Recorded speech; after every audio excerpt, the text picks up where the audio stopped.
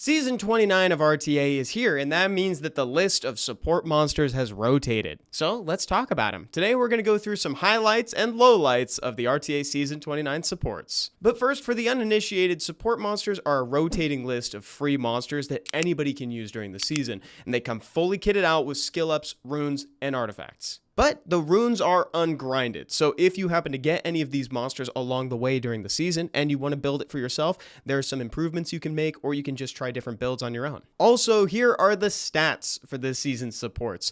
There are 3 strip options, 2 speed leads, 2 counter picks, 3 units built on damage, 2 healer/supports, and 3 crowd control options. With all those details out of the way, let's get into the highlights. First of all, it's Cigar. He's runed on Violent and manages to have more additional speed than Swift Wusa.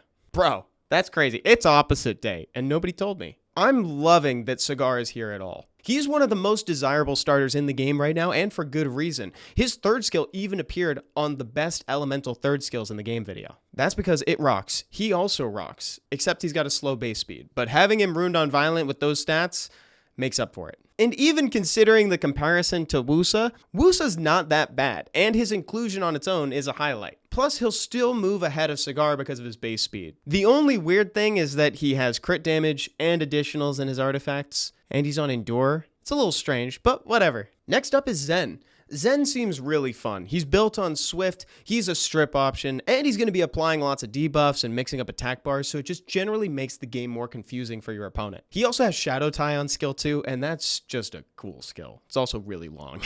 He actually has 2 of the longest skill descriptions I've seen in a while. Next up, Rika. From the people that brought you 100% res Rika, it's just the default 15% Rika.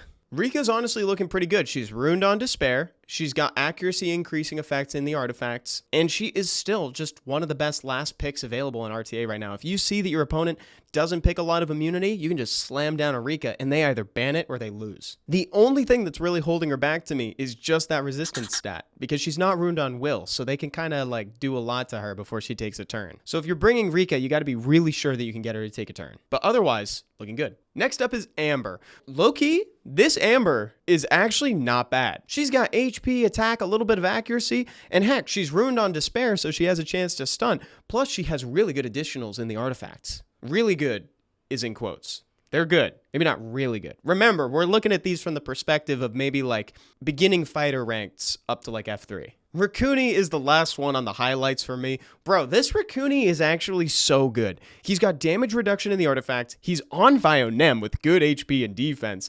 The speed could frankly be a lot worse. And he has 0% accuracy. Now that's what I call efficiency. Even my Racuni has 14% accuracy. That's actually low-key not bad. I can't believe they did that. That's awesome. Now let's talk about a couple lowlights, just to, balance the scales a little bit, because it's not all just like rainbows and unicorns. It's not all peanut butter and jelly sandwiches. It's not all, what else is it not? It's not all puppies and punching bags. First of all, Zabala.